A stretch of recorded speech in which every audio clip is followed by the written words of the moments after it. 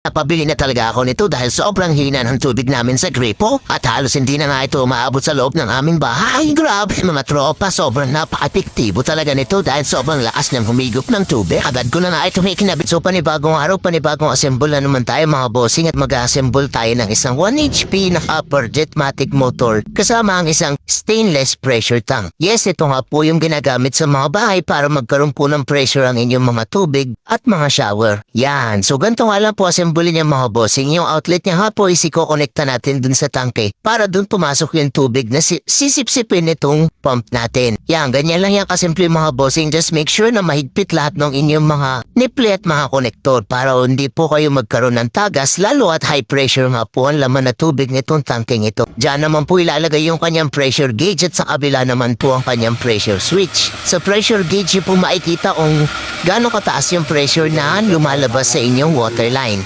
Yan, so ganyan lang po kasimple mga bossing ang pag-assemble ng ating pressurized water tank. Yan, so ganyan lang po kasimple mga bossing. Napakalakas talaga ng humigop ng tubig at umabot na nga yung tubig sa loob ng aming bahay. Kaya naman kung mahina rin yung tubig sa gripo nyo, ay bagay na bagay rin ito sa YouTube at napakamura lang din ang bili ko nito mga tropa. Kaysa bumili ka pa sa labasan, baka mapamahal ka pa. Kaya kung nagustuhan mo rin ito, ay lalagay ko na lang sa yellow basket para maka-order ka na rin.